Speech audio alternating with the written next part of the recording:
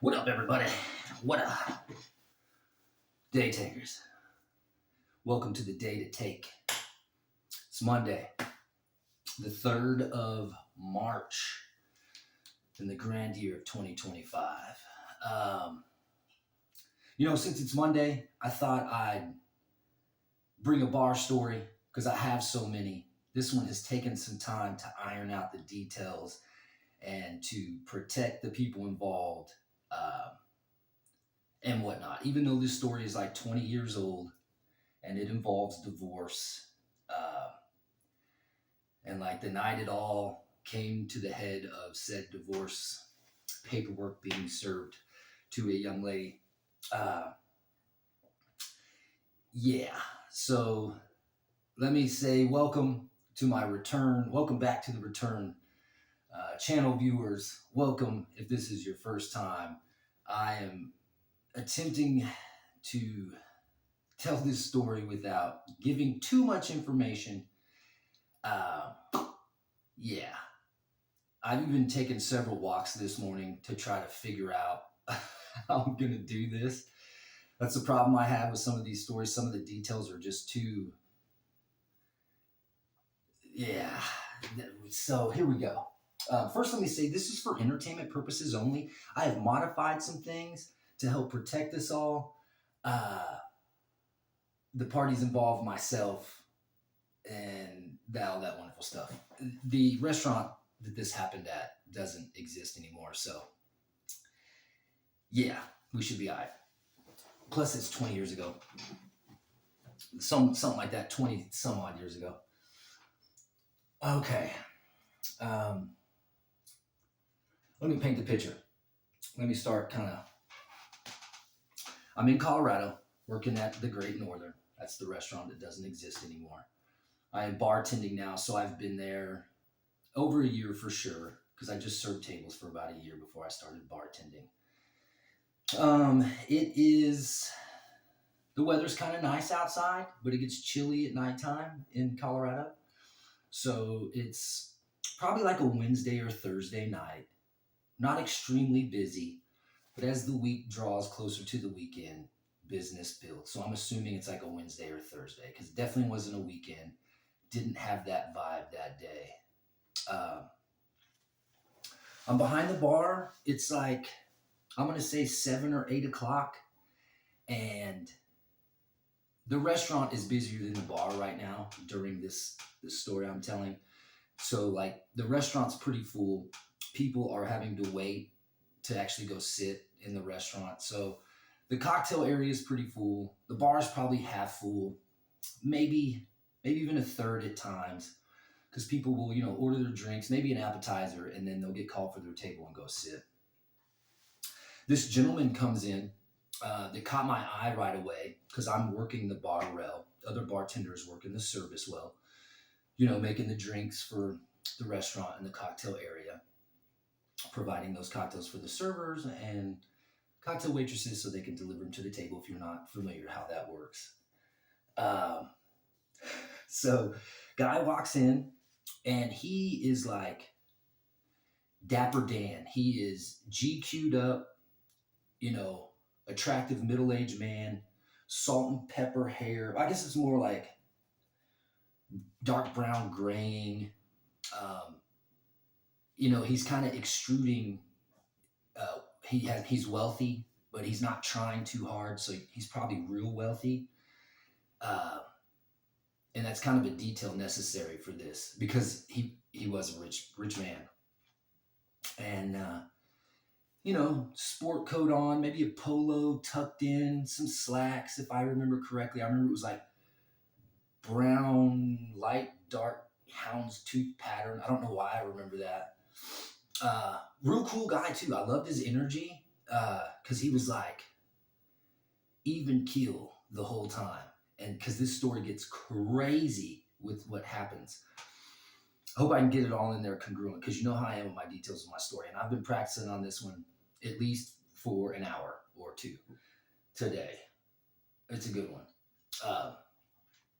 Or I think it's a good one. So he sits down, and I noticed when he sat down, he had a binder slash folder thing, and he set that down on the bar first. I remember he had a coat on when he sat down, but when all this started happening, maybe he set it in the chair next to him. Whatever. Just a detail that now just popped up in my head. That's probably going to happen more than once during this. I apologize. Bear with me. Stay with me. It's going to get crazy. So I'm like, hey, welcome. I introduced myself at the time. Everyone would call me Waco, so I'd be like, if you need anything, my name is Waco. If you need a few minutes to decide, here's the menu. I don't remember our direct interaction in the beginning, but I remember he ordered, I feel like it was an old fashioned. They weren't real popular back then, so it was probably more like a bourbon or scotch on the rocks. Whatever, that's a detail that's not necessary, but he's drinking, and that's the detail you need.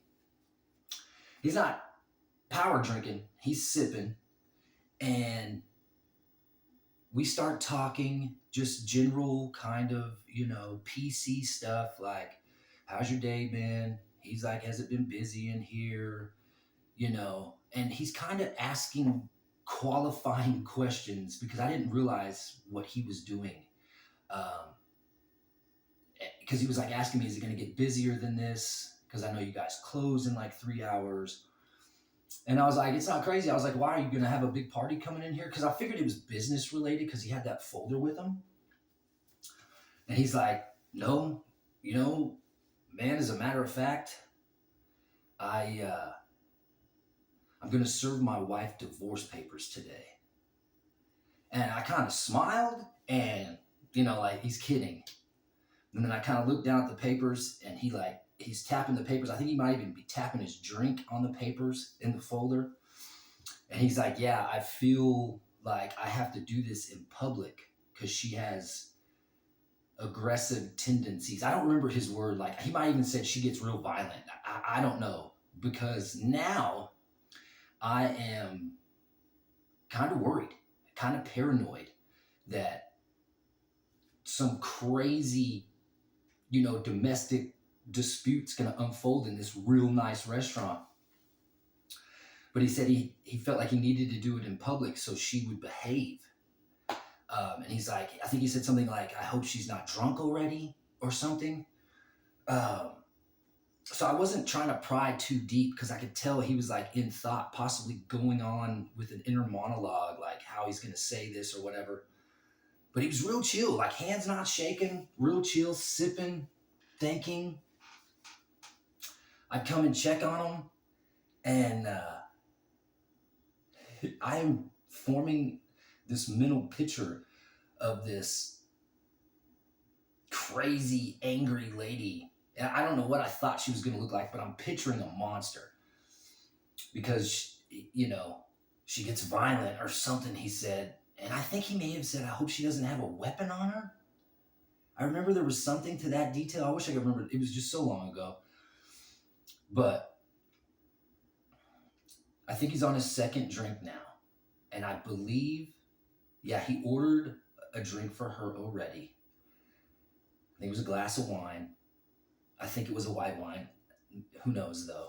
And that's sitting to the right of him. And water glasses, we usually put a water down even if you didn't order it. Kind of like a way to symbolize that they won't even talk to. We call it flagging the table or the guest to let them know that at least somebody has said hello and, interacted with them. Details of the restaurant gig.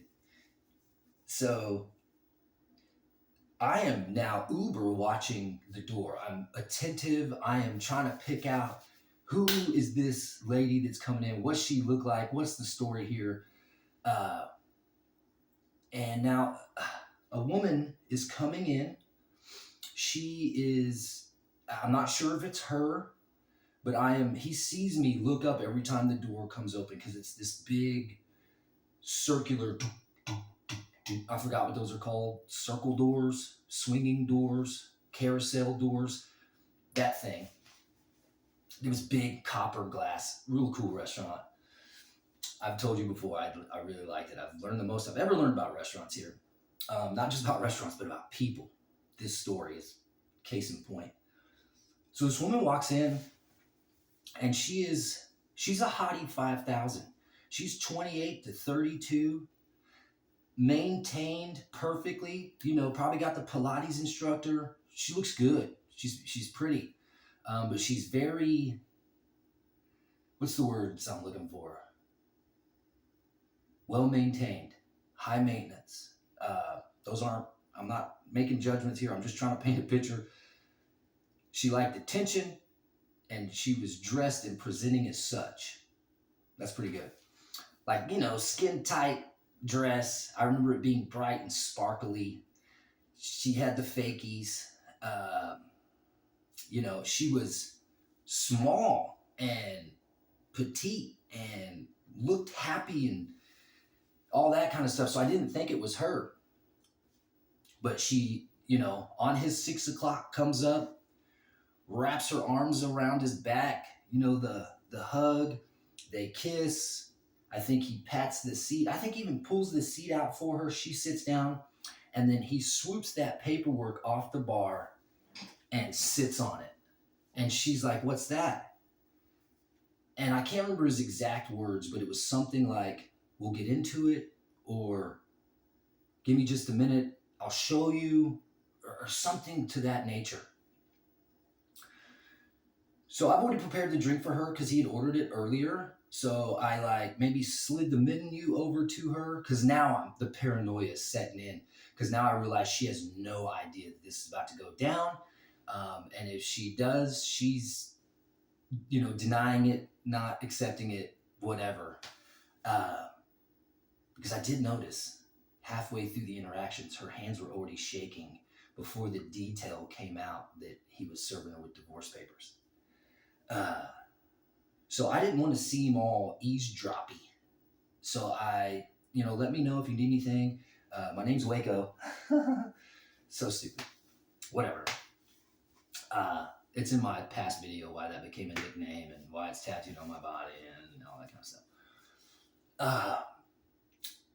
So I kind of step away from their general vicinity, and I go over to my partner in crime, the other bartender, and his name's Rich.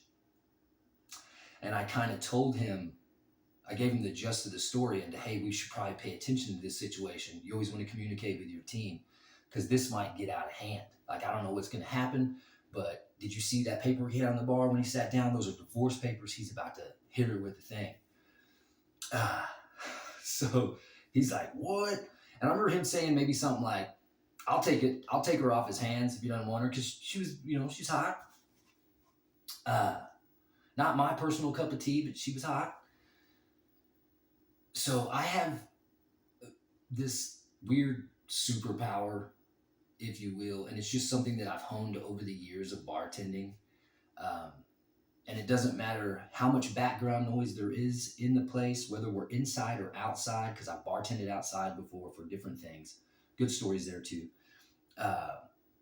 If someone is talking to me in one ear, I have this ability to, I don't know how I do this, without even looking. Usually I have to initially look. And I'm not really reading your lips, which I do a little bit of, especially if I'm having trouble. But I have this ability to take out all the background noise and just hear you. Sometimes I don't want to hear anymore because it's something either I feel like, oh my God, I shouldn't have heard that. What? Totally shocking, wrong, possibly illegal and unethical, whatever. Many bartenders, especially bartenders, because alcohol is involved, and man, the truth serum, everything, water falls out sometimes. I'm bringing this up because one of our techniques, maybe it's just mine, but I know other bartenders use this. You have to wash your own dishes back there behind the bar, all your glassware, sometimes other stuff, but glassware for sure. And during this time, it was the 3-tier sink. So you have the wash, which has the brushes. Sometimes they're motorized, which is a loud noise-making machine. And then you're in the rinse, and then in the sanitizer, and then cling, clang, and they dry, and then you hand dry them depending on how soon you're going to need them. So dishwasher's going. I have stepped away The bar is probably, I don't know, 15-ish feet long. I really don't, I can't remember how long it is. But it would seat like 10 people this way, maybe 5 to 6. You could squeeze in 8. People did it all the time on this end. And you could really squeeze in more here, but we tried to give appropriate space. So yeah, that much room. And they are not sitting at the corner at the top, but a little bit in towards the longer part of the rectangle of the bar. Not dead center, but a little bit up towards the corner. So the dish sink, or the 3-tier washing sink, is probably 4 chairs over. And I am periodically taking dirty glasses from the servers, dumping the ice and the contents of the leftover drink, beginning to wash, and they are just over here. So without really looking at them for long periods of time, other than just checking their cocktails, I would look up and wash, and I didn't hear all of the conversation. I kind of didn't want to, but I kind of did, because I'm definitely intrigued by this whole thing. And I think I went over to be like, hey, do you want a refill? And now the tension is totally different. The body language is totally different, at least coming from her. He's still sipping, chill as a fan. And she's a little bit more, and now the paperwork is on the bar, and she's like reaching for it, wanting to see it, and he's keeping her from doing it because I think he's trying to say something to her. But come to find out, because now they have involved me into this thing, because she doesn't care if I'm right there trying to take an order for them or just check on them, because she would literally look at me and then look at him and start berating him about things, details I didn't understand because I wasn't a part of the whole story. She is occasionally smacking him on the shoulder, pushing him to try to like get him out of the chair. And the whole time, I mean, they're both drinking, but she is now drinking. She is, over the course of maybe the 2 hours that they sat there, it went from a glass of wine about every, I don't know, the first one went kind of slow, the second one went faster, and now she's finishing glasses of wine in 2 or 3 drinks. Boom, boom, boom.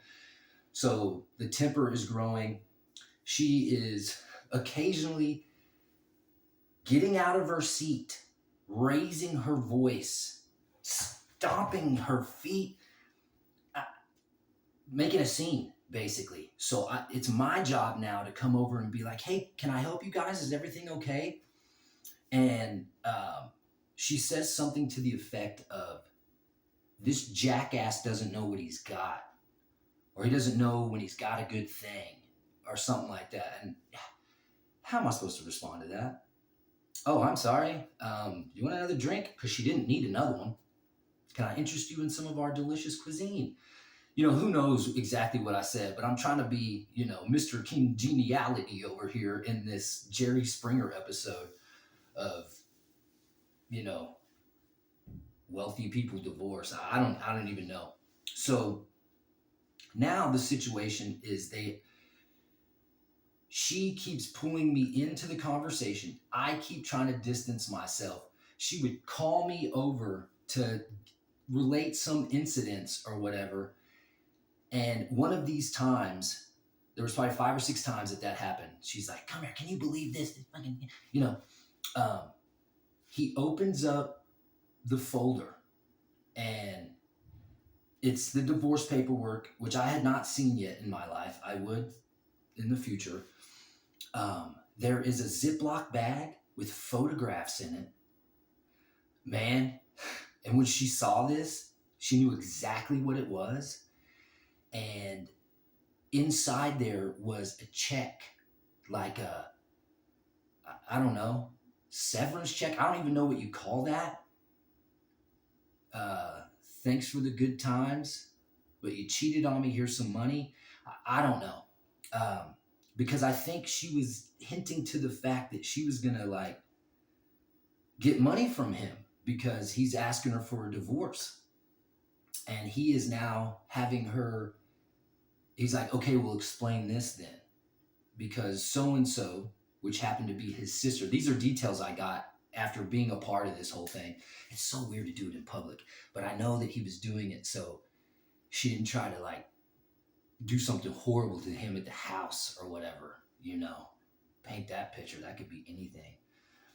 So yeah, the check. I don't know how much it was before because I would dart down and look, and then oh my god, because there's pictures of her in here on some trip. Like I think they mentioned Cancun or Costa Rica or I don't know. It was some tropical environment, and I guess that she had cheated on him with a dude, maybe more than one dude. I don't know, but there was like visible evidence in this thing, and he said something to the fact of, you're not going to get anything out of me because basically of the evidence I have. I'm not sure how that all works. Uh, I mean, I'm sure he's lawyered up, and I don't know if there was a prenup involved. You know, I wasn't able to get that deep into said investigation, and I kind of didn't want to. I kind of just was like, okay, get out of here. Y'all need to get out of here. Everyone is like, what is going on? And I am I am still, I'd go over and I would try to whisper to them to like hint to the fact, because he was still calm, cool as a cucumber, but she was voice high and and all this kind of stuff. Um, but I'm like, yeah, is everything okay? Can we just a little bit? People are, making people uncomfortable. Can we, can I get you a table outside on the patio? He didn't want that either because, she might start chunking glasses. I don't know. But I remember him saying, don't worry, we're not going to stay much longer. And I was like, okay, great. I'll go ahead and get that check together for you. Get you out of here. But so he is like no longer speaking. She is ranting uncontrollably. I guess this photo evidence was something that his sister provided because she is like friends with his soon-to-be ex-wife's best friend. And I guess they went back to college. I found out these other details because he came in later, like months later, on a date. Uh, there was actually a couple dates when he was finished with the divorce. And he seemed to be doing fine. I don't know what happened to old girl other than the rest of the evening. And this kind of just put the nail on the head for me, like what he was dealing with. Man, I don't wish this on anyone. And I hope he's doing okay. Hell, I hope she has found a way to be better to herself and to her potential mates. That's all I'm saying. I wish them all good, man. All positivity all the way around. But it's just a story I have. So I'm sharing it. Entertainment purposes only. But yeah, so he's finally done. I don't know if she signed it.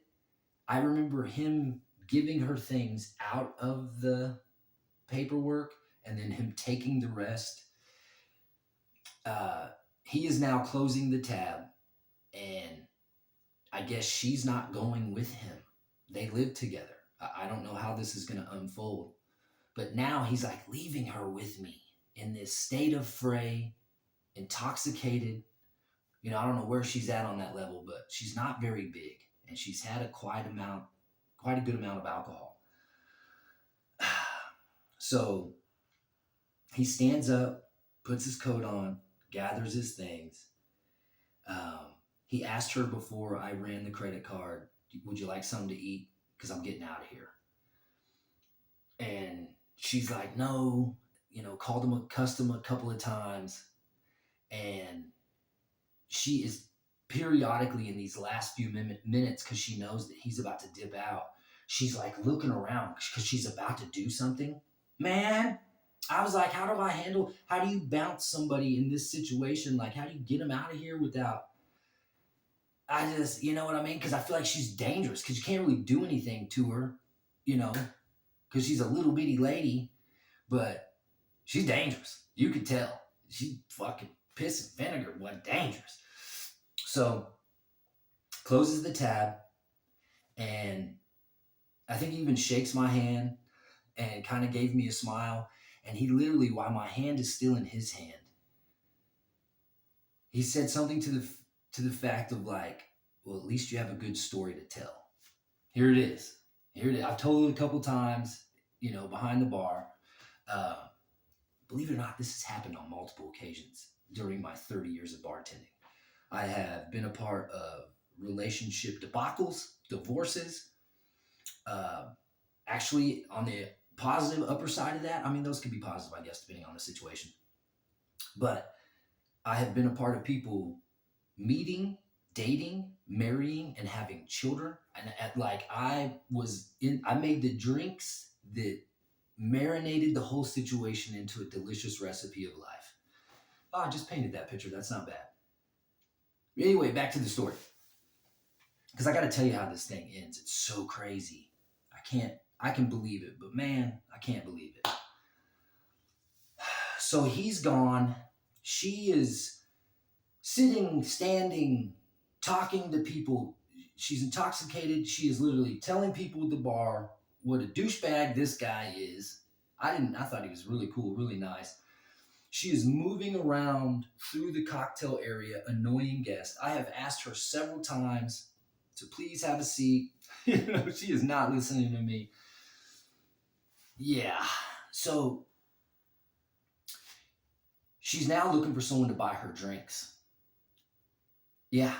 And I guess I should sum this story up because I don't want to get too into the weeds about the things. Because she eventually starts conversations with one guy at the bar because, people are leaving. They've been there. She's been there a couple hours. People are leaving now. The stragglers are sitting at the bar, a couple in cocktail area. There's a dude there, semi-regular. Good thing I can't remember his name, whatever. And she has been flirtatious with him in her movements around the bar. And then there's another gentleman. I don't think he was by himself, but he was with a group of people. And as they went away, he came up to the bar. And she'd already been to his table a couple of times. People are being entertained by all the drama going on. They're also drinking. So they're, stroking her flame. They are also listening to her, but like, oh my God, girl, I can't believe it. That kind of stuff. But I don't know where he went, the husband. I don't know if he went home or what he did. But I'll tell you what, this young lady somehow, because she never paid me, she went to other men for her drinks. And now she's kind of sitting in the same seat with both of these men on each side of her. And she is being super flirtatious. I'm talking about handsy and everything with two strangers. So I kind of understand how this whole relationship splitting divorce kind of came to fruition, if you will. I hope everybody's better now. But she ends up leaving with these two men, arm in arm, out the door, out the spinning door. Yeah, crazy. But this dude, I know I can't. It's crazy to me. Nuts. This dude came back in, several times, like I told you, and because he was a professional in the area, and he would do his lunches there sometimes. I'd seen him on a couple series of other events, and then a couple of dates he was on. And I don't know, maybe he moved away, maybe I went to another job, but I don't know what happened with, the rest of his story, but he seemed to be good, wealthy dude, had it all squared away. But I never saw her again. He did tell me things about her, though. I never told him that she went home with two guys that night. I just feel like that didn't need to. And who knows, maybe nothing happened. Yeah. Uh, but he was like, yeah, he said stuff to the fact that like anytime we meet, I have to make sure people are around me. Um, whether that's my lawyers or whatever, because she is still kind of unhinged and dangerous, if you will. But yeah, that's one of the times that someone has initiated divorce in my place of work. I'm gonna tell a better story that ends with a little bit better, fairy tale, if you will, in the future. But I got things to do today. Dick's got to take his day. I hope you like the story. Um, they will get better because I'm going to get better at doing it on camera. They're so much easier when I have somebody here to to bounce off of, if you will, because then they can sprinkle in their side or their interpretation or ask questions for more details. But I'm getting there. Um, yeah, because I got tons of stuff to do today. I've got huge cleaning projects for the house. I've got errands to run when the wife gets home. She could be home any minute. That's why I kind of want to draw this to a close because she gonna be coming through here and she ain't trying to be on camera. You know what I mean? Uh, I was gonna take a break from the gym today, but I don't think I am. I think I'm gonna go because tomorrow's gonna be even possibly busier. I will give you a little bit of job update though. I know I put this in the video several days ago, but I do go see the GM of the new restaurant um, on the 6th, which is Thursday. I'm probably not going to record that because I'm going into the establishment and it's still a part of the interview process. So I technically don't have the job yet. But I would like to, because I'm still making the decision for myself as well. I still want to see what it's like in there, how they run the show in there, uh, what they're going to potentially offer me schedule wise, and you know, do I want to work there? Who knows? You know what I mean? Because I think I do, but who knows until you actually work there. But yeah, day takers. Let me check my time on this one. We had about 32 minutes, 33 seconds. I'm gonna go ahead and get out of here because the garage is opening. The wife is coming home. I love you, and you know what I say. Day takers, take your day. Dick's gonna take his. I love you, and I'll see you tomorrow. Hope you like the story.